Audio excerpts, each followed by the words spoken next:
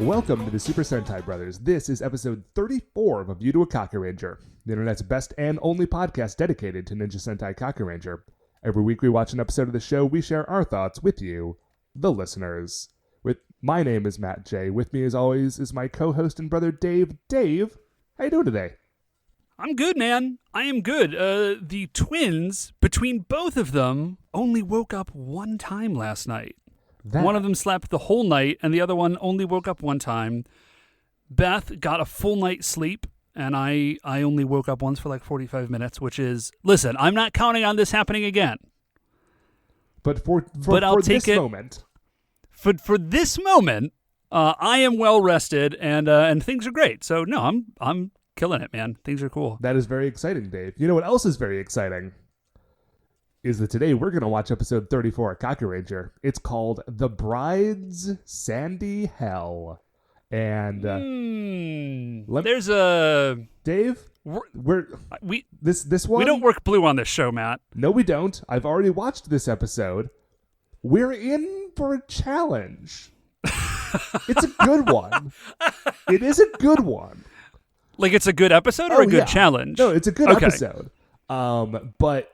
You will not be surprised after we watch this one to discover that they never turned it into an episode of the Mighty Morphin Power Rangers. Okay. So I'm excited to get into that, Dave. I genuinely am. But first things first, Dave. We have our award-winning opening segment. Dave, shining in the heavens, there are 5 stars. What is our first star of the week?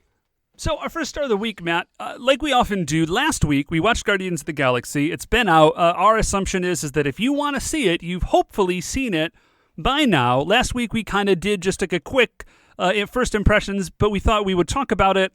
We would talk about it more this week because there are not enough people on the internet, Matt, talking about Guardians of the Galaxy. I feel like that's a gap that we can really fill. Oh yeah, listen, man. If there's one thing the world needs more of, it's 2 dudes on a podcast talking about Guardians of the Galaxy. For sure. So let's come out with our own unique hot take. Dave, over to you. Matt. Speaking of unique hot takes, Matt, I have decided on a name for my lifestyle brand. Oh, please. Yeah, I can't believe I didn't think of this immediately. I'm just going to call it Dave World.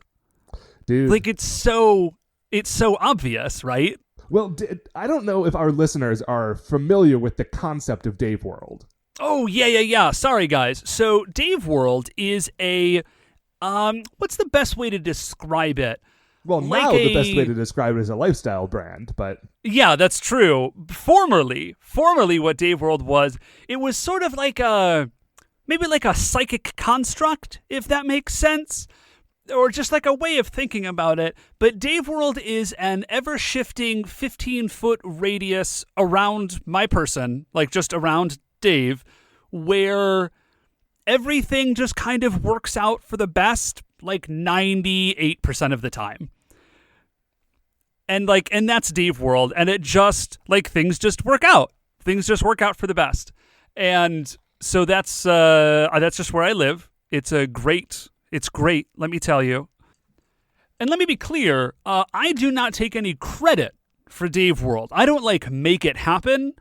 I am just the grateful beneficiary of Dave World. And also, I will say, Dave World isn't just good for Dave. Like, it doesn't just affect me. Like, it's just around... Like, if you are in Dave World, things also work out for you most of the time. Yeah. Eventually, at least. Eventually. Not to say that there have not been ill fates that have befallen the residents of Dave World. Oh, yeah. Like, not everything isn't perfect all the time. I was to say, like, things mostly work out for the good, like 98% of the time.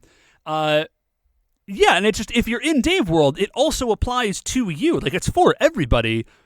It's just that I'm the only permanent resident because it exists around my corpus. Yeah, and again, man, I don't make it happen. I'm just very grateful for it. Well, Dave, the existence and definition of Dave World actually brings us nicely back into talking about Guardians of the Galaxy. That was a weird full loop that I didn't plan to have happen, but you know what, Matt? Just kind of worked out for the best. Yeah. Because Guardians of the Galaxy largely centers around its own version of Dave World, except in that movie, it's Ego the Living Planet that is also Kurt Russell. Dude, I was straight... Okay, so I did my best to avoid, like, any information about the movie, because, like I've said before, one of the things I love about how they're running these Marvel movies is that even as a fan of the comics, they've changed things up enough that I do get to be surprised. And so, like... Star-Lord's dad is not Jason, King of Spartax. It's Ego the Living Planet, amazingly. And Ego the Living Planet is also apparently a Celestial in the Marvel Cinematic Universe? Yeah, sure, why not? I kind of dig the idea that there's maybe different versions of Celestials, although listen, dude, they met in no place, and they've thrown out the idea that Ego is a Celestial, so if at some point I do not get Arishem the Judge with that formula on his thumb that, like, judges all life, I'm going to be real disappointed. I know how you love Arishem the Judge. He's so good. That actually, dude, that would be that would be like a high-proof nerd tattoo. If you got his, like, thumb thing as a tattoo on your thumb, that would be amazing. That would be... I don't know that there is enough real estate on your thumb to fit all of the squiggly bits of that. And then, frankly, you'd have to walk around knowing that you had that responsibility. That would be a heavy burden to bear. The thumbs down, like life as we know it on Earth might end. That would be it. But yeah, man, like... Oh, by the way, to our listeners who do not know who Arishem the Judge and the formula on his thumb that, like, judges and destroys worlds are... I apologize because I realize that probably sounds completely insane. It does sound completely insane. So, yeah, man, like, they got in Ego the Living Planet. Kurt Russell, I mean, like, unsurprisingly, Kurt Russell is great. Kurt Russell killed it as this crazy, like, Ego the Living Planet. It was a hard turn. It was like he did, like, a really great, like, hard heel turn, which I dug a lot. Oh, yeah.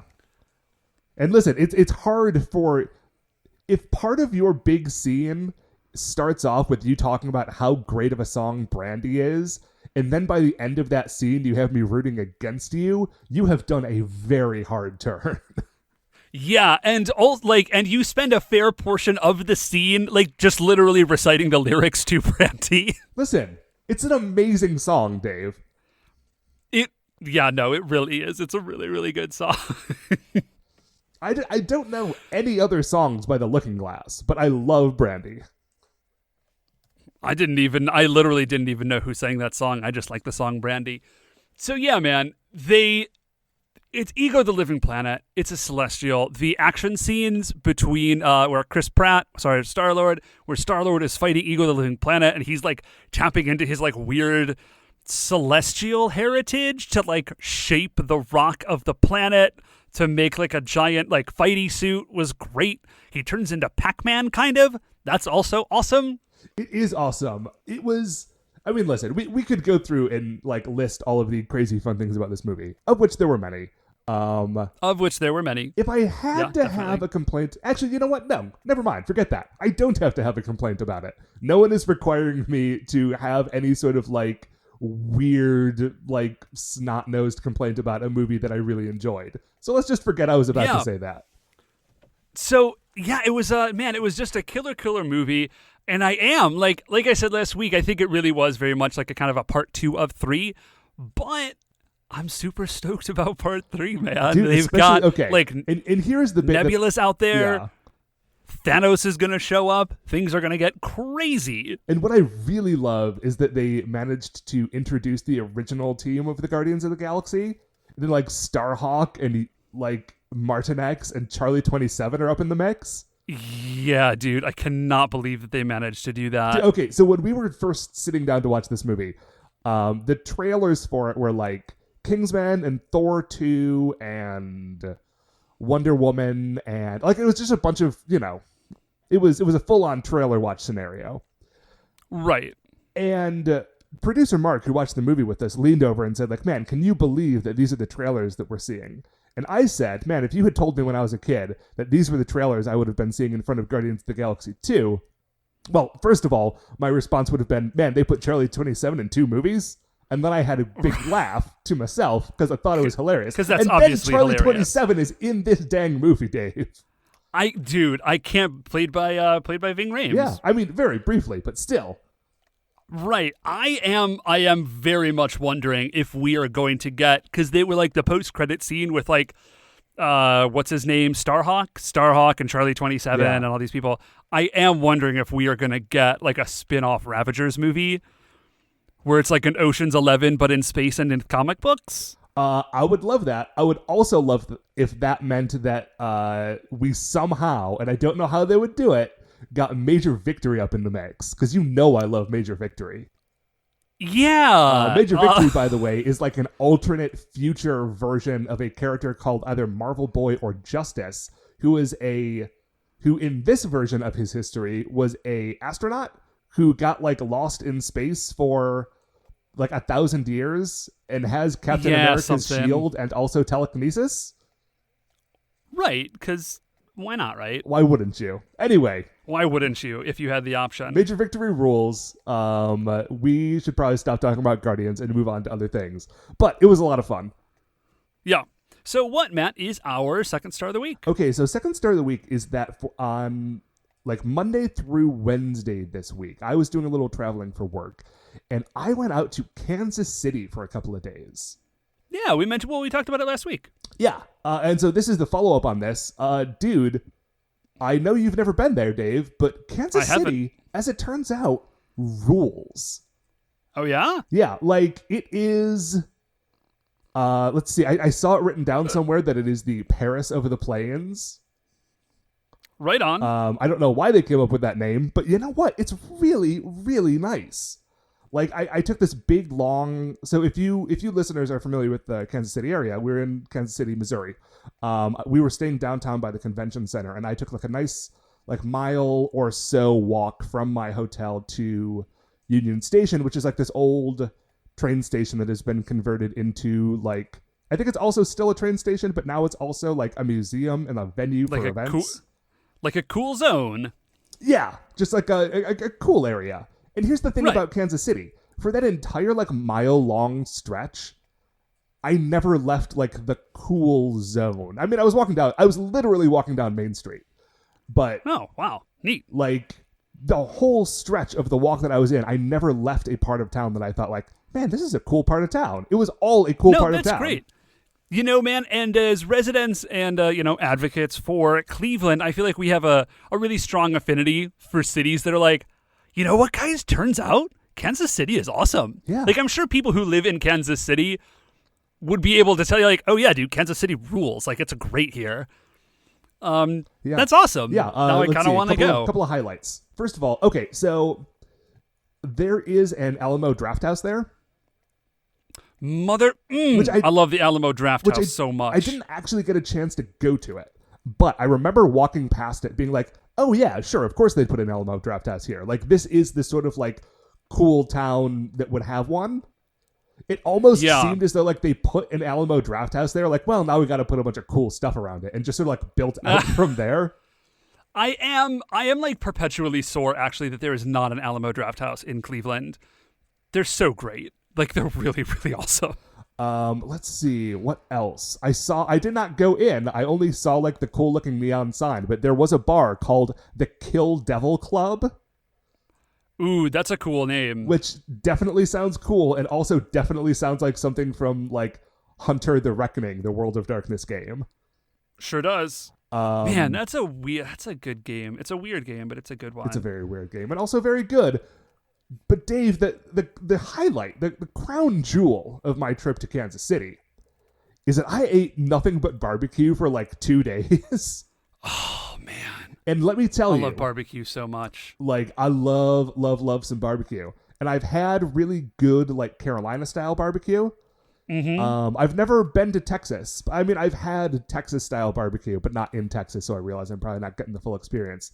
But I don't. It's real good, dude. Yeah, but I don't feel like I had ever gotten like the full good version of Kansas City barbecue. And now let us be real quickly. I've never had Kansas City barbecue like in Kansas City, obviously. And let us be very clear. We are not throwing down on any side of this debate. I think we've actually talked about this before, last time I was in Texas. I'm a lover of all barbecue. It's like actually one of the only nice things about Cleveland not having its own barbecue style is that I can be a little bit more like ecumenical about it. Mm-hmm. So what Kansas City, they're a saucy barbecue, right? It is a saucy barbecue. It is also a put ribs in a smoker for 14 hours barbecue. But right. But then it involves a sauce instead of a dry rub. Right. Yeah, no. I'm there with you. I'm good. I went to this place called Joe's Kansas City Barbecue. This was on the Kansas side of Kansas City. Okay. It was in a gas station. Nice. Okay. What I just said is technically true. But what I think is more true is that, like, this is a restaurant that has, like, 2 gas pumps out front and, like, a little area inside where you can buy cigarettes. Like, it's not... Maybe it used to be more gas station than restaurant, but at this point, it is mostly a restaurant where you can also get some gas. I did read, Matt, there was a thing on the internet where some dude wanted to open up a restaurant, but, where the zoning was weird and it was, like, difficult to get a restaurant permit. But it was easy to get a permit for a gas station. And so what he did is that he just opened up. It's like technically a gas station. It has like 1 pump outside. And then there's like a very, very nice restaurant inside. That's great. But yeah, this food was amazing. The ribs particularly there were just out of this world. I just spent 2 days eating nothing but like ribs, brisket, and pulled pork. Went to another place called Q39. It was more of a sit-down place. Okay. I mean, listen, when I got home, I was very excited to sit down and eat a salad, but in the moment, man. In the moment. Listen, just eating dude. nothing but smoked meats for a couple of days. I was going to say, dude, like when in Rome, you eat a bunch of smoked meat. Just do the thing. Yeah, that's what you do in Rome. Anyway, Dave, don't worry about it. We have really dragged these first stars out. Let's try to bang out these last 3 and get into the episode. Yeah, Dave, we should be quick. What is our third star of the week?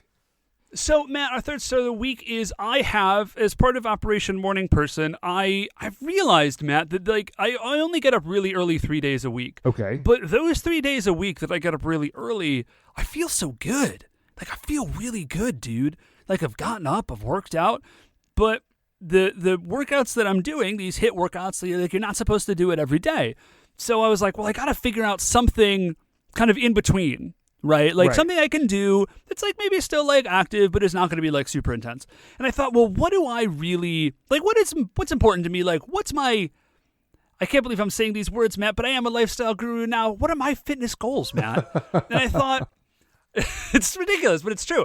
And I thought, well, really what I want is I'm starting to, I say this is an insane thing to say, but it's semi-true. I'm 34. Like, I am starting to get older. Like, I'm not older yet, but I'm like, I can see it.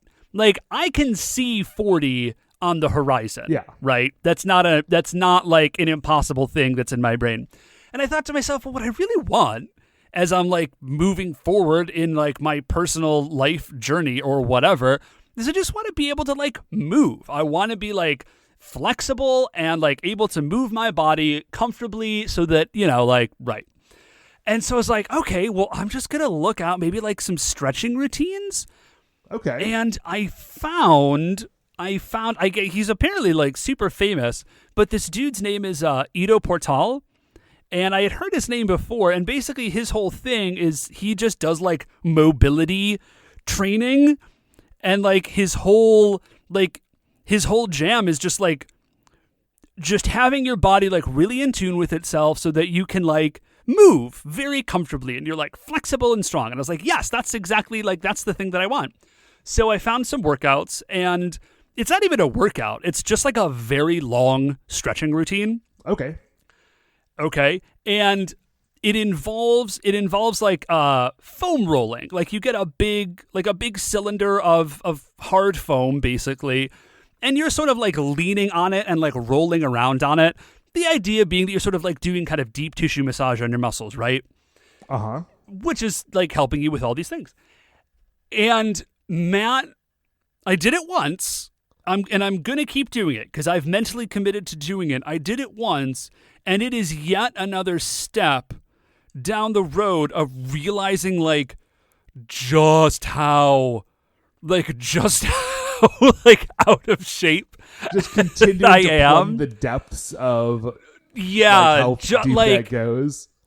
Yeah, because like, okay, I have like, we were swimmers when we were in like high school and stuff, and I've maintained like, even for a dude who was like fairly out of shape and like pretty, like overweight, I've maintained like a pretty fair degree of flexibility. Like I can touch my toes and all that stuff. Like great. So it's like, okay, well I shouldn't be too bad, right? Like I've lost all this weight, I've stayed flexible. Nope.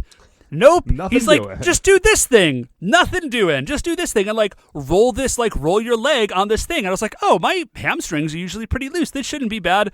Nope, they weren't. They're kind of loose. Not as loose as this guy says they should be. So yeah, man, I'm doing this thing, but it's cool, man. I feel looser, I guess, which is nice because holding babies like 7 or 8 hours a day, nobody told me this. Amazingly, Matt, somehow, like I should have figured this out, right? Nobody mentioned this to me. They're like, oh yeah, your baby will want to be carried all the time. I was like, okay, that's, whatever. They're babies, like they're small. What nobody told you is that carrying babies, nobody told me at least, carrying babies like all day, every day, just destroys your back. Like my back hurts so badly all the time. But yeah, so that's my new thing that I'm doing, and it's cool, and I dig it. Nice. So, congratulations on your increasingly healthy lifestyle, thank you. Dave. What is our 4th star of the week? So our 4th star of the week, Matt, is that Steak and Shake is so good. Dave, good. We just stopped talking about how healthy your new lifestyle is, Dave. Yeah, no, I know.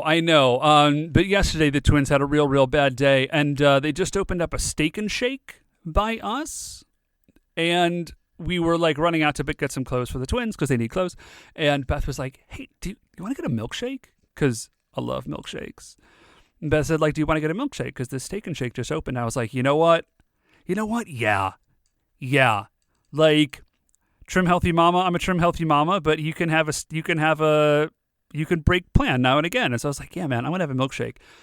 And so I really, Matt, I can't tell you how desperately I was hoping that Steak and Shake was not as good as I remembered it being. Oh, so that you could like just put it away forever? Yeah, so it'd be like, oh, this was a thing I liked, but it turns out it's not actually that great. Nope. That milkshake is so good. I just got a chocolate malt, and it was like low-grade magical. It was amazing. Now, part of that is that I consume very, very little sugar anymore. And so, like, just like a pure hit of mainline sugar just really does weird things to your brain. But it was so good, dude. They had the whipped cream on top and the cherry. Now, the important thing to remember when you go to Steak and Shake is that the shakes are delicious and you should not order literally anything else on the menu. Oh, yeah. They need to call that place Shakes and Nothing Else. Yeah. That is the better name for that restaurant. But, dude, it was so good. Like, it was just as good as I remembered it being. Okay, cool. And let's real quick wrap this up. What, Dave, is our 5th and final star of the week? So our 5th star of the week, Matt, today is Mother's Day. Yes. It's Mother's Day. When we're recording, not when you're listening. Yeah, not when you're listening. If you are listening to this and you forgot to call your mom, you should still do it. Call your mom, but... You should still do it. Too late. Ooh, actually, I should call Mom. The timing is weird. She's in Sweden. Anyways. So, yeah, man, happy Mother's Day to our mom, to all sorts of moms out there. Happy birthday. Happy Mother's Day to my darling wife. Happy birthday if it's your birthday. Either went today when we're recording or on Tuesday, whenever you listen. If you're listening to this and it happens to be your birthday, happy birthday from us to you. Happy Mother's Day to my wonderful wife, Beth, and to kind of all the mothers out there. And, Matt, if you don't mind me getting slightly serious for just a moment. Sure. Happy Mother's Day out there to anybody who has maybe, like, had babies and lost them. Been there, and it's real rough. Mm-hmm. But you deserve a happy Mother's Day, too. So happy Mother's Day to you. Well, Dave, there's no good way to transition out of that sweet and very sincere thing into the bride's sandy hell, but we're sure going to try. Man, I think you crushed it. That's about as good as I think anybody could have asked us to do on that one. So we're going to go watch episode 34 of Ninja Sentai Kakuranger, and we will be right back. Okay, welcome back. So we have just finished watching episode 34 of Ninja Sentai Kakuranger, The Bride's Sandy Hell. Just a normal episode of a regular TV show. Yep. Just everything's pretty cool. It's basically like an episode of Friends, except that at some point there's like some ninja stuff going on, but whatever. Honestly, it's hardly worth talking about. But yeah, we're doing it.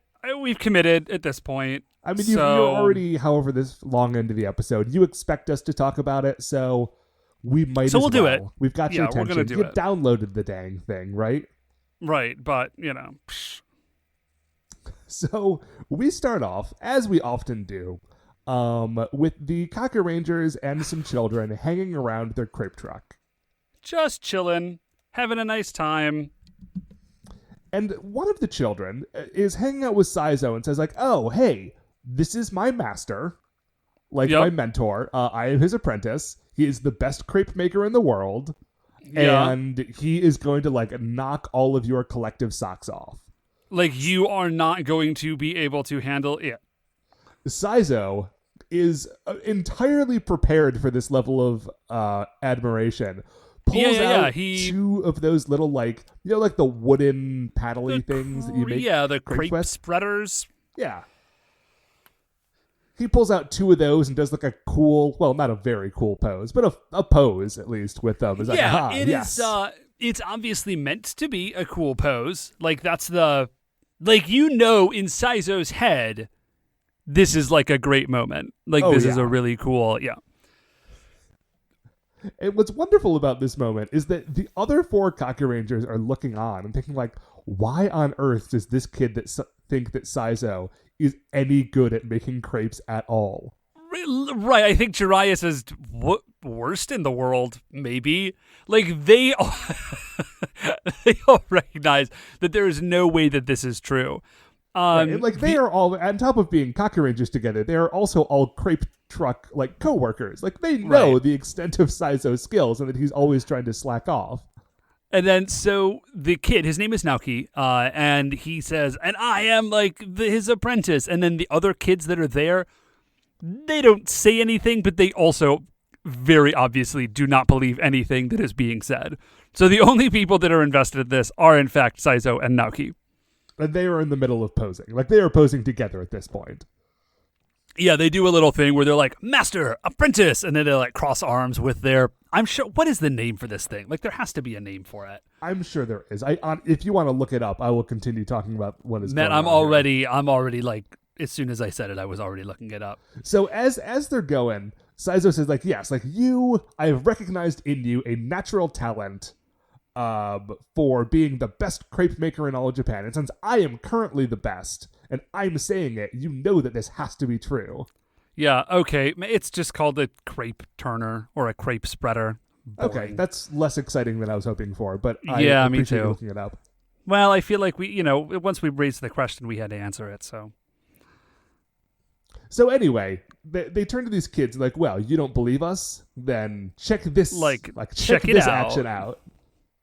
And so they go start making crepes. Like, it's not actually super climactic. Right. But they're making crepes, and they're sort of working together, as though Saizo is a surgeon, and Naoki is his, nurse. Just oh, hey, I need jam. I need, stat. Right. So they, as they're doing this, we see a fancy lady in the background. Well, listen, she's fancy. She is fancy in the same sense that Fran Drescher from The Nanny is a fancy lady. Listen, yeah, she's fancy. I didn't say she was like classy or, but she's definitely fancy. And so we see her and she sort of sneaks around, like she's obviously a yokai. Clearly. Like, okay, so guys, if you aren't watching the show, when we say, and this person is clearly a yokai, they always have like a human form. Like they have a human form that is disguised, but sort of like if like an alien was trying to be human, like if wizards are walking around in the Muggle world, like they're wearing what are technically the correct clothes, maybe, but like they don't look quite right. That's what's going on with the yokai. Like you can always tell, like, oh, that person is definitely the yokai. So she's obviously the yokai. And so she sneaks in around, like, behind the back of Nekomaru, and she has, like, an urn, like a vase, like an urn thing with her, and she reaches into it, and she pulls out a handful of sand, hence the title, and she throws it into the crepe mix, and then it sort of disappears, like, into the crepe mix, so you don't know that it's there. And then she laughs evilly and sneaks away. So they finish making the crepes, and they hand them out to the kids. But the kids, when they take one bite into the crepes transform into sand in their mouths. Yeah, and which is a shame because they are good-looking crepes. Like, it turns out Saizo is not totally full of it. Like he does make a pretty decent crepe. Yeah, well, I mean, at this point, he's been working at a crepe truck for at least like 32 weeks. Okay, good point. So he's immersed in the culture. So. So they go to take bites of these crepes, and they're like, obviously, they're like super, they turn into sand. And I don't know, I really hope, like, for the, like, heads up, you're going to see a lot of mouthfuls of sand in this episode. I am really, really hoping, for the sake of the actors in this show, that they figure out some sort of, like, that they had a substitute, at least, so there's not actually just mouths full of sand, because that sounds just, like, really, really awful. Yeah, like, I hope that this is, like, sugar or something, but it looks gross as all heck. Well, I've been watching a lot of Heston Blumenthal specials on YouTube, Matt, and I can tell you that you can definitely make stuff that super 100% looks like sand and or dirt and or any number of other things, and it'll actually be tasty and edible. So hopefully that's what they did here. Hopefully they did that and did not just like back up a literal truck full of sand and ask everyone to put it in their mouths for 32 minutes. Guys, it's for cinema, guys. Just do it. Suffer for your craft. So they all take bites and they are spitting it all out. We cut. Oh, and Saizo. No, this is amazing. Thank you for not missing this moment, Matt. Saizo looks at this and is like, oh, it must have been a yokai. And here's the best part. It's not just that he blames this on a yokai. It's that the other rangers are immediately like, oh yes, that is obviously what has happened. Because he says, like, I don't know what happened either. This must be a yokai. And instead of, I feel like in other Sentai shows, what we would have seen is the other rangers being like, no, like, haha, don't be a jerk, like, blah, blah, blah. And then maybe like, show. Yeah, probably. But at this point, I do really dig the degree to which the rangers have just accepted that they live in a world that is filled with yokai and, like, strange things. And if something bizarre happens, saying, oh, a yokai must have done this is not an unreasonable explanation. Yeah, and everyone just accepts it, and they're like, okay, this is our new truth, and we can move on from here. Like, now we just have to find out what's up with this yokai. Yeah. So we cut to the yokai lady, who is, like, standing off to the side, and she's saying, like, yes, ahaha, like it worked, I did it. And, like, and now reaches into her vase full of sand. She pulls it out, she sort of throws it towards the camera. And as the sand falls past the camera, there's like a little bit of animation where the sand becomes the title card of the episode. The next thing. Yeah, it was actually a pretty... they don't do it a whole lot. Usually, like, it's just smash cuts. But I do dig that every once in a while they manage to get in, like, a cool... Yeah.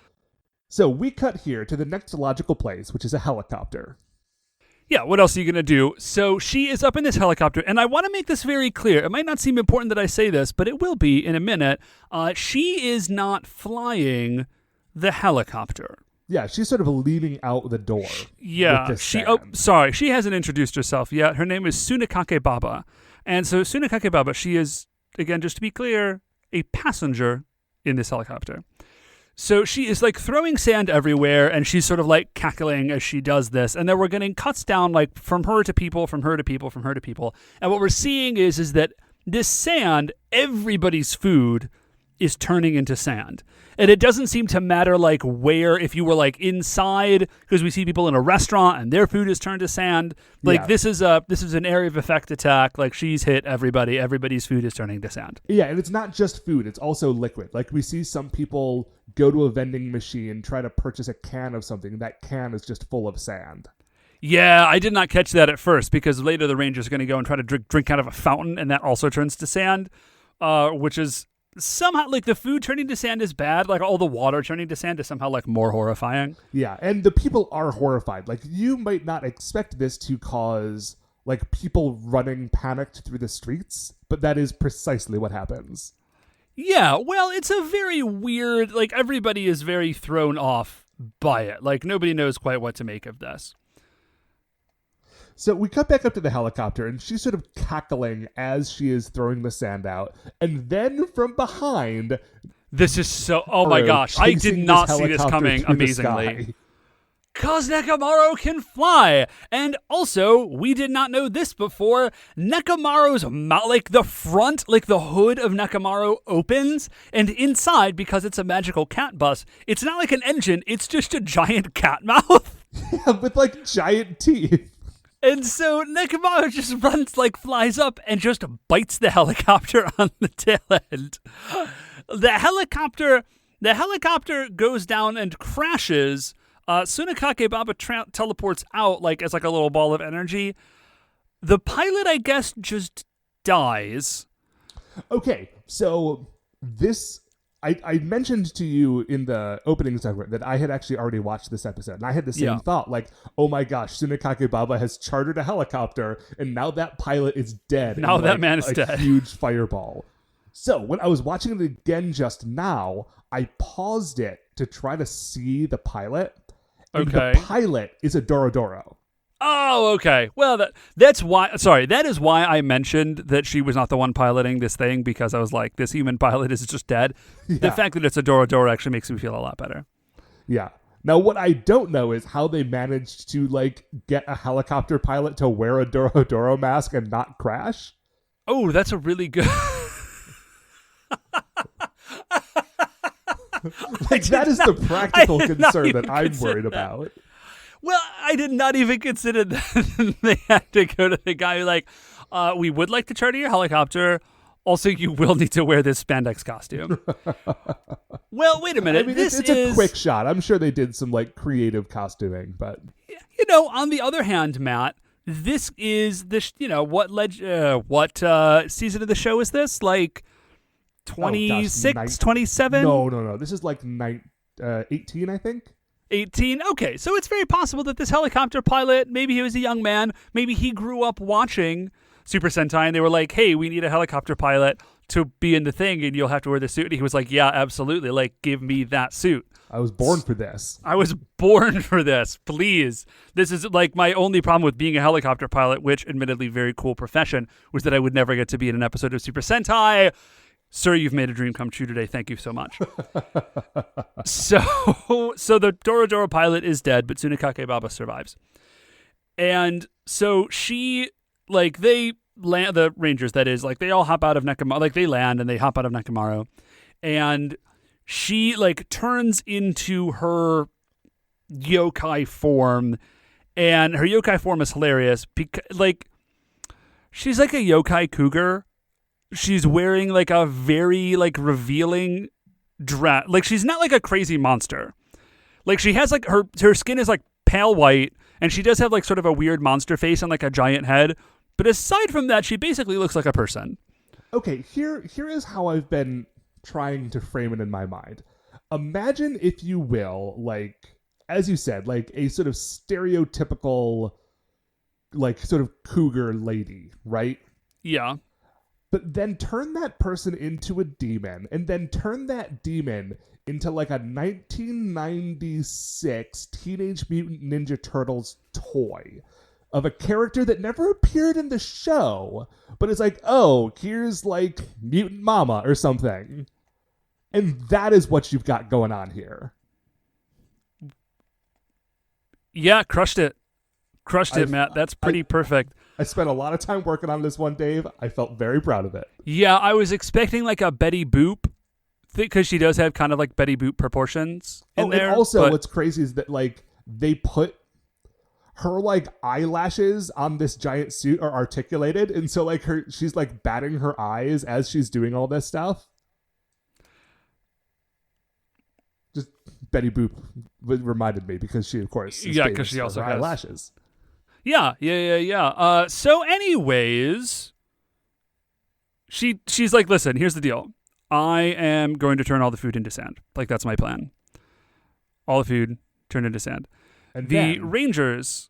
Then, once all the food has been turned into sand, of course, the only thing that you'll be able to do is to throw yourselves in front of Daimao to like surrender to him. And then I guess we'll give you food and water again. Right. Like, it's actually like a pretty brilliant plan. She's like, well, I'm just going to starve everybody out, and then you guys will die or surrender, which is brilliant.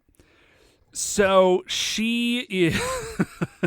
So the Rangers are like, all right, well, obviously we're not going to let that happen. So they just lead with Kakuranger Ball. Like, first move, Kakuranger Ball.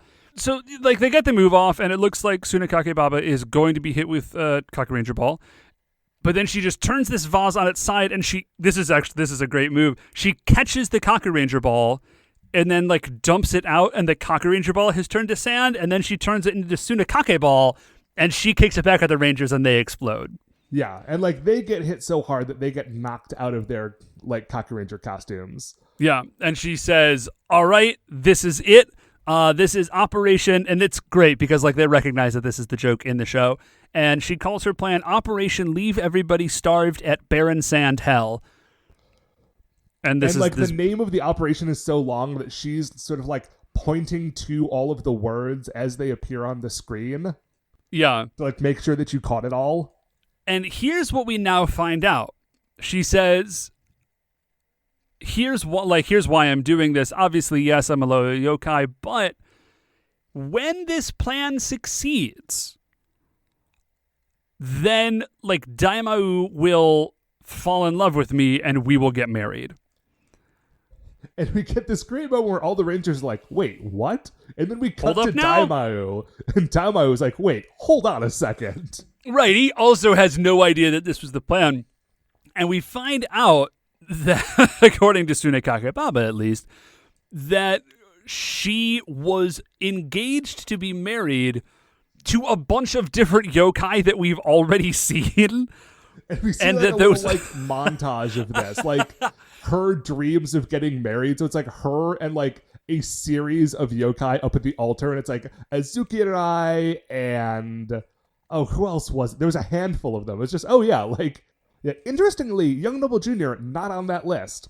Yeah, well, maybe he just was not like her style. I don't know. Yeah.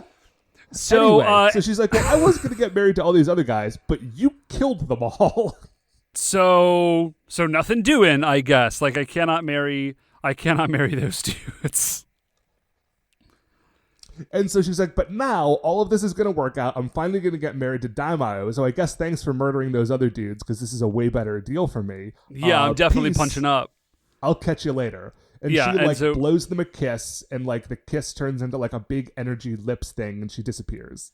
Yeah, we get a quick thing of her explaining this plan to Daimao, and she says like, okay, I'm going to go do it. And he says, yeah, great. Good luck. Hope it works out for you. Like, go kill those Rangers. And she leaves.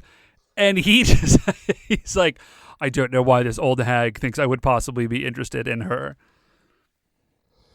Yeah, and that is not Dave's paraphrasing, by the way. That is a quote from the show. Sorry, I wouldn't have said that. That's an awful thing to say about a person who is also a literal monster. Right. But no, that's Daimao. So we cut to the Kakurangers like walking through a sort of, public square, Jiraiya sees a fountain, just runs into the middle of the, like, not a drinking fountain, like, you know, a public square sort of fountain. Yeah. Jumps in the middle of it and starts trying to, like, splash water in his mouth. But of course it all turns to sand, and he is devastated. Yeah, he's just... And they're sitting around like, oh my gosh, if all food and water is sand, this is going to become a life and death situation very, very quickly. Yeah, like, we do not have a lot of time. And then, like, one of them, they think they just... Do they smell something, or do they just wander off someplace? I think they smell something. Okay, so they smell something, and they kind of, like, loop around back behind this building, and it's Naoki. And he has set up for himself, like, a tiny crepe station, like a tiny portable crepe station. He's got, like, a camp stove and a cooler. Yeah. It's just a pan. And he's like back there making crepes. And it's kind of sad, weird moment, because he's made a ton of crepes and is not eating any of them. He's just making more crepes. And the Rangers run over. Dave. Yeah, and the Rangers run over and they're like, oh my gosh, these look so good. Can we have some? And he's like, yeah, go for it, I guess. And they try to eat one and they all turn to sand, of course. And Naoki's like, yeah, I thought that would happen. You know, because all food everywhere is doing it. I don't know why you thought this wouldn't. So this is like a weird headspace, I think, for Naoki to be in, because clearly, like, he's making the crepes and he knows that they're going to turn to sand because he asks. He's like, oh, yeah. Like, or he says, like, yeah, I thought that's what was going to happen. So he knows that he cannot eat these crepes. He's just, like, dedicated to making them. I guess in the hopes that at some point it will be better. Yeah, okay. Like, whatever the problem is will be fixed, and then he will be able to eat these crepes. So they start talking to Naoki, and they're like, listen, dude, like, what is your deal, essentially? Yeah, like, you've got a whole thing happening here. Like, why are you so dedicated to the idea of making crepes that you're just, like, sitting in a, like, behind a building doing it for yourself? Yeah. And he goes into this flashback. He's like, listen, I'm not good at school, and I'm not good at sports, and my friends all make fun of me. I'm basically not good at anything. Like, all of my friends call me 0 Point Naoki because, like, I'm rotten at everything, apparently. Yeah, and we get this flashback of, like, them, like, grabbing a quiz that he had failed out of his hands and, like, running around and mocking him. But then Saizo, in the flashback, runs up and, like, tells the kids to leave him alone. Yeah, like, hey, back off, kids. And he hands Naoki a crepe. And Naoki takes a bite and he's like, oh, like, I'm not good at school and I'm not good at sports, but maybe this is something that I could be good at. Maybe, like, I can finally have my thing. Right, like, this can be it. And so he asks Saizo, he's like, Saizo, you know, like, this is the dude who, like, saved him from his friends and has, like, whatever. And so he asks him, he's like, will you be my master and, like, teach me how to make crepes? And Saizo says yes. And, like, it's this whole thing. He's like, Saizo helped me to be confident. And I think he does actually say the words, I never had a dream before this. Yes, this is the first time he had ever had a dream for anything in his life. Which is a little bit crazy to me because I feel like he must have dreamed about just being good at either school or sports, like, at some point. Like, maybe that's a mean thing to say, but anyways. I think there's a difference between, like, I wish I was better at stuff and, oh, here is a thing that I wish I can maybe do. Okay, solid. Good point, Matt. So he's like, this is it, man. Like, this is all I had. This was my thing. And now maybe it's ruined. I don't know. Right, because now all food is sand forever. You'll note his priority here is that he'll never get to fulfill his dream of being, like, the best crepe person in the world. Right, not that he will die. Not like, oh, I guess we're all going to die in, like, a week. So less than that, man, if all the water is. Anyways, that doesn't matter. So the Ranger's like, listen, Naoki, now this is a moment of really solid confidence from the Rangers, because they just say, oh, no, like, cheer up. This is temporary. Right, we're going to go punch this thing to death. And they don't say that, but... Yeah, we're going to go... Yeah, they don't, but they're like, we're going to go murder this yokai. Like, it's cool. You keep practicing making crepes for like when that is a going concern again. Like it's cool. You're good. Give us like an hour. Right. Not even. I think at this point probably like 7 or 8 minutes. Yeah. So I think that is our like commercial break. Yeah. We cut back. Oh, and Saizo is like, like there's something that clicks in his head, and Saizo has a plan. Yeah, and man, it is a plan. So it's an amazing plan. And so we go to the commercial break, and then when we cut back, like we're immediately in a fight again. Like they don't, like literally the first shot we get is Sasuke like diving towards the camera with a sword. So it is 4 of the 5 Kakurangers, everyone except Saizo, fighting Tsunekake Baba. Right. And they're fighting and it's not going well for the Rangers. Yeah. Like they are losing pretty hard. Although the plan that we are about to see is so good, I almost wonder if they're like throwing it a little bit because they really are. Yeah. There is a moment in the fight, by the way, where Jiraiya is doing some like close-up hand-to-hand fighting with her, and you know how it goes in like anything like this, where somebody accidentally grabs one of her boobs. Oh yeah, and then is immediately like mortified and starts apologizing while he's being attacked. Yeah, it's pretty. Oh yeah, we should something that you see anymore. I feel like that used to be a pretty common trope. I don't know. Although we did not totally mention this, like I guess we implied it. The Tsunekake Baba monster costume has, it has giant cans. Like it's really, she's endowed. Yes, and that's not just a design choice. And listen, I can't believe we're saying this. It's a plot point. Yeah, like it's significant to the narrative. Okay, so the Rangers kind of like get beat down and then like back off, and then Saizo's plan goes into action. This is incredible. There's clapping from behind Tsunekake Baba, and she turns around to see who's clapping, and it's Saizo, and he is dressed in like his hair is slicked back, and he's got a robe and glasses and earrings on, and without him even saying it. If you had seen it, it is very obvious that he is disguised as the human form of Daimao. Yeah, so we've never seen a human form of Daimao, and apparently neither has Tsunekake Baba. Yeah, my only problem with this is I don't think... Oh no, the Rangers have. They've seen Daimao because they saw him in like a giant phantasm form. That's right. Yeah. So, like, from this, Saizo has extrapolated, like, what he thinks the human form would look like and has dressed up like that. And Tsunekake Baba turns around and she's like, who are you? What's going on? And he says, I thought you loved me. Like, don't you recognize me? It's me, Daimao. And she buys it because of course she does, because that's brilliant. Yeah, it's one of the best, like... Listen, a lot of the times the Kakurangers have terrible plans. And they always work because that's how this show is. But, like, a lot of their plans are very bad. But this plan... Sorry, I would just say we could expand that. I think this might be, like, the best tricky plan that I've seen in like, the entire run of the Super Sentai Brothers. Like, this is incredible. I feel like maybe Guy had a good tricky plan at one point in Jetman. But this is definitely... But I can't remember any of them off the top of my head. But yeah, this one is killer. And it's so well executed because the costume that he has whipped together is just so good. Like, he's got the right kind of glasses, the sort of like Dumbledore Half Moon glasses. Yeah, I mean, I was going to say, like, I did not need... As soon as I saw him, I did not need any explanation as to what this plan was.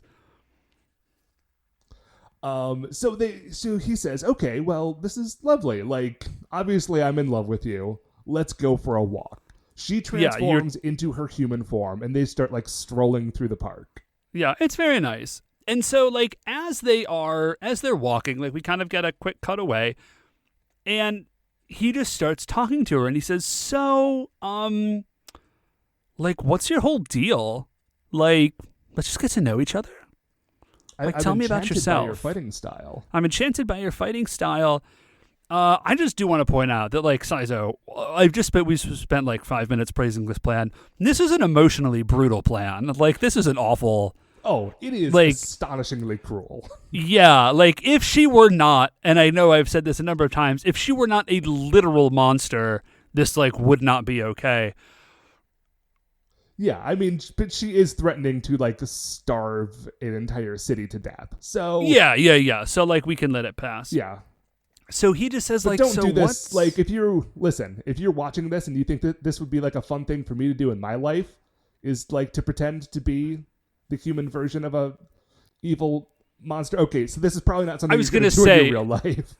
Yeah, this does not have a whole lot of real world application. But anyway, so he gets around and he says, so, like, yeah, babe, like, what's your whole deal? Like, you know, like, what's the source of your power? You know, like, how do you get this devastating sand-based fighting style? And Tsunekake Baba says... And I wrote it down to make sure please. that it was precise. Yeah, thank you. Thank you for doing that. For a moment, she almost sort of demurs and doesn't tell him. But then she says, well, the secret, of course, is my big boobs. Yep. At which point she grabs her boobs. Yes. And then she says the phrase, and this is what I wrote down. Yeah. The evil sand packed in my boobs will destroy the world. And then she's already has 2 handfuls of herself. And then she just sort of starts, like, shaking herself at Daimao. Saizao. Wow, that's a... Yeah. And so she's just kind of doing that. And then Naoki comes in from... Like, Naoki comes around the corner. He, of course, recognizes Saizo.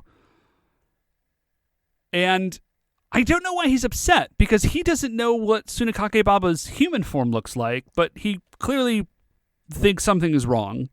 Right. This is the bit where the episode... Okay, again, I can't believe I'm going to say these words out loud. This is where things start to not make sense. Yeah. Everything up to this point has been spot on. But this point is where things get a little hazy. Because Naoki runs up and he's like, Saizo, what are you doing? Like, how could you? How could you? I hate you. For, according to my notes, 0 reason. Yeah, no reason at all. But it isn't... He does call Saizo. And then Tsunekake Baba's like, hold up. Saizo, like, what is going on? And she sort of, like, knocks him back. And then what's great is that, like, I guess underneath the robe that he was wearing, Saizo did not bother to change the rest of his costume. Well, I mean, he was wearing, like, a full suit under there. But as the costume gets knocked off, it's not just the robe, like, the entire thing it's like a tearaway costume, I guess. Oh, okay. And so she, like, turns into her Tsunekake Baba form and, like, starts attacking. For some reason, and they have not done this previous on the show, and it's kind of horrifying, when they have her turn into her monster form, it's not just like, now I'm a monster. They do, like, that sort of mid to late 90s, like, photo merge thing. Yeah, where it kind of bleeds into the other, and it's this weird, like, you know how sometimes the cover of an Animorphs book looks really upsetting if you look at, like, the 3rd or 4th frame of it? That's what we got going on here. Yeah, except it just stops on that 4th photo. Like, it never transforms all the way. So she, like, they start attacking, and she opens up with her move, and her move is Yojutsu Sand Hell, and she, like, blasts Saizo in the face with all this sand, and it blinds him. And she also, at this point, pulls out a giant sword.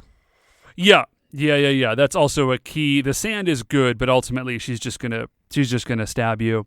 And not a giant foam sword like we normally see, like a foam sword that's shaped like fire or lipstick or whatever. Like, this is just like a big katana that she's swinging around. And so she's like swinging it around, and Saizo, he's dodging. Like he's managing to not get stabbed, at least for now, but he can't really take the offensive because, of course, he's blind.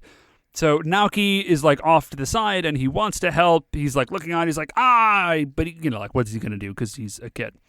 So Saizo pulls out his Doron charger, and he is about to henge. Like he gets as far as yelling "Super Henge," and he's like bringing the Doron charger down to his chest to like do the move. And Tsunekake Baba just says, "Not so fast," and knocks his Doron charger out of his hand. So now he's on the ground. And he's like, "Naoki, dude, you've got to, like, help me out. You've got to find this Doron charger." And I think he tells him what it looks like. He's like, "It looks like a," I forget actually what he says. Pillbox is what he says. Thank you. He's like, "It looks like a pillbox." And Naoki's like, And like, Naoki's still a little on the fence because he's still mad at him for reasons. But also, when Saizo reminds him that, like, if you do this, we'll be able to win and make crepes together, Naoki then that's the push. That's what he needed. Board. Yeah. So he like runs over, and he just like runs over and grabs it super fast. So obviously he knew exactly where it was. He was just waiting. He needed the motivation. He had the way, he needed the will. And so like he runs over, he grabs the Doron charger, and he brings it over to Saizo. Saizo does manage to super henge this time, but still blinded. Yes. And so Naoki says, "Oh, it's okay. I will be your eyes," and just jumps on Saizo's back and like to get like a piggyback ride. So now Saizo is fighting Tsunekake Baba with like this kid attached to his back saying like, "Duck, attack, kick."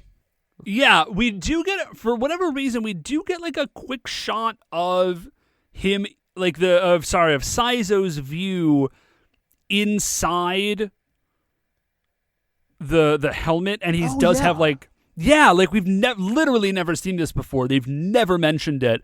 I genuinely assumed that since this was like a magic-y Sentai series, that it was just like, oh, it's just a helmet. But no, he's got like a cyber readout in there. Yeah, like it's not quite as like built out as the interior shots of the helmet that we would see in like Jetman.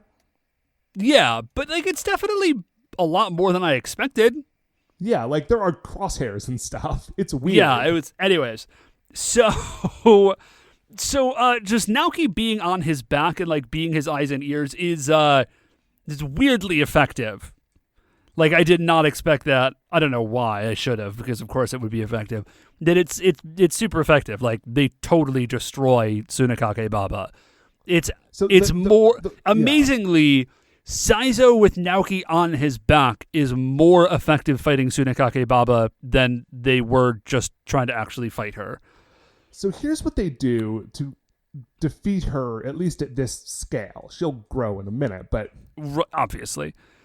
When the time is right in this fight, Naoki tells Saizo, like, "Now attack." Oh, by the way, Naoki was appropriately impressed when Saizo turned into a we did not mention that. But he's like, "Whoa, that's amazing." It's like, what? Like, he was impressed enough when Saizo was just a crepe maker. It's like a crepe maker and a superhero. Like, I'm losing it. What could be better? So truly. So Saizo hits her with the superhero? square cut, right? Yes. But specifically, he just hits her in such a way, and there's no other way to put this. He hits her in the chest, and he cuts all the evil sand out of her boobs? Yup. And she actually says, like, "Oh no, my boobs are flat now."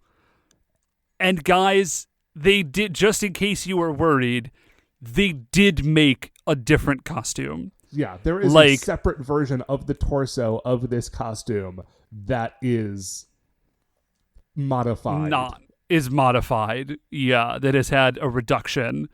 They've made two costumes, dude. Okay. Like I love the commitment they have made. Okay. So she goes down and she goes like, "Okay, fine. I'm going to use gigantism on you." When she turns into a giant, her boobs grow back for whatever reason. And by the way, they're not just back when she grows. She grows to giant size, and then they reinflate. Yes. Yeah. like we get a phase, like another like camera phasey shot, like they grow back. So then, okay, so he summons God Logan, and he like fights for like a hot second, and then Kakuranger Daishogun, the rest of the Rangers arrive, and then it's Kakuranger Daishogun, and there's no Kakuranger Daishogun is very. Let's just say Kakuranger Daishogun is very focused in his attacks, like where, like they found the weak spot, and Kakuranger Daishogun is just really. They got to get all that sand out. Just really punching her just right in the boobs, like as many times as he can.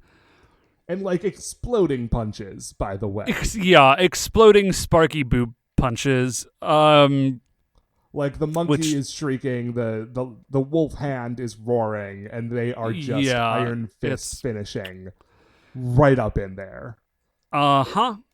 And so at one point she manages to get off like one shot.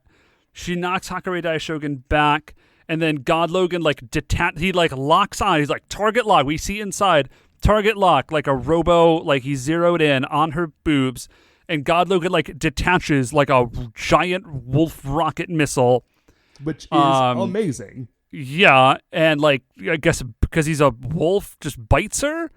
No. Actually, he doesn't hit her there. This is the bit where he does his like slashy flippy thing and hits with his like blade tail, and he cuts her sand urn in half. Yes. Oh yeah. Thank you. And so then like the fight goes the way that the giant fights go. Like yeah, exactly. Well, now that her sand urn is gone, she's like, oh, my expensive vase, the source of my power that isn't my boobs, is gone. What'll I do? And the answer is die. She will die. Die after being punched in the boobs 1 million times with giant robot fists. Mm-hmm. Which, listen, that sounds like a pretty bad way to go. I know that she's a monster and that I should not be sympathizing with her, but like, boy howdy, she's had a rough day. This day has not turned out how Tsunekake Baba had hoped that it would. So she dies. That's it. And then we go back to Nekomaru, and crepes are back. Everybody can eat again. Hooray. Naoki makes some crepes. His terrible friends eat the crepes, and since now they're actual food and not sand, his terrible friends are like less mean to him, which I guess is an improvement. Hey man, a win is a win. And apparently Naoki does make pretty good crepes. Like everybody is impressed. He found his thing, which is nice. And then, end of the episode, Saizo and Naoki do their little, like, master-student crepe pose, and the end. Yeah, so that's the end of that episode, but it's not the end of our episode, Dave, because we get to talk about Tsunekake Baba just a little more to find out where she lands on the Creature Royale. Okay, I actually am super into Tsunekake Baba. I dig her, like, okay, she's got a weird look, but it's kind of a cool look, if only because she's not like like a crazy monster. Like she's just sort of like a human looking person. Her plan is a super good plan. Yeah. Like, that's some lateral thinking, man. Like everybody else is just trying to like literally kill everyone. They keep getting rocked by the Rangers, just try to starve everybody out. Like she's effectively sieging, like she's besieging the world. Like that's smart, dude. Like that's a good plan. Yeah. She gets some points from me, at least, just for like honestly, as like a sympathy factor. Like I feel I have some empathy for this monster. Like she just wants to get married. Yeah. Yeah, and things do not go well for her a number of times. Yeah. So I'm actually looking.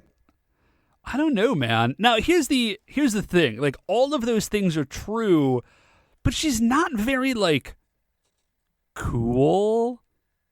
Yeah. So like, what's cool? What's cool is like a cool ninja monkey that like steals your special moves. Yeah, like that's cool. Like Yojutsu Sandhell, that's a cool name, but she's not cool. don't... Let me look. I'm sort of looking at the bottom of this list, and I like her more than a number of these people. Because her her plan is pretty cool. I like her better than Kappa and Rokurokubi. Yeah, I could say that. I think I like her. I like her better than Bakaneko. Okay, I like her better than Bakaneko. I don't like her better than Copy Empress. Okay. Like, definitely. Well, between Bakaneko and Copy Empress is Kanagama. Kanagama. That's like the bad slot machine with the bad luck coins, right? Oh, They messed up that baker. Okay, no, I'm going to put her below Kanagama. I really like that, but I do like her better than Bakaneko. So that puts her in at 36. Okay, sounds good. So, Matt, just sorry, quickly. So I was typing in Tsunekake Baba into the list, and I always put next to the yokai monsters, like I put a little description because like their names are not always enough for me to remember like who they are. Yeah, sure. And I just want to point out that we did get through this entire episode without realizing and making a joke about the fact that Tsunekage Baba is a literal sandwich. Like, she's a sandwich. Huh. Well, yeah. You know. I don't know if I'm excited about that or not, but it is a true thing. I got to admit, I'm a little disappointed in us, Dave. Yeah, a tiny bit. So anyways, spot 36, Tsunekake Baba, the sad, giant-boobed sandwich. What a time we've had here. You know, Dave, every once in a while, I think that Super Sentai, while it can still delight me, it can no longer surprise me. I feel like I've kind of seen it all. And then we get an episode like this. And it never fails to really, really brighten my day when they can still manage to pull one over on me. I do. No, it is nice. It's nice to know that there are still some surprises, I guess, left in the world, Matt. But that, I think, is going to do it for us. Yeah, that is going to do it for another episode of A View to a Kakuranger. Before we finish up here, I'd like to remind you all that you can email the show at supersentaibrothers@gmail.com. If you want to get any updates on future episodes or check out the things that we're talking about on Twitter, we are at Super Sentai Bros.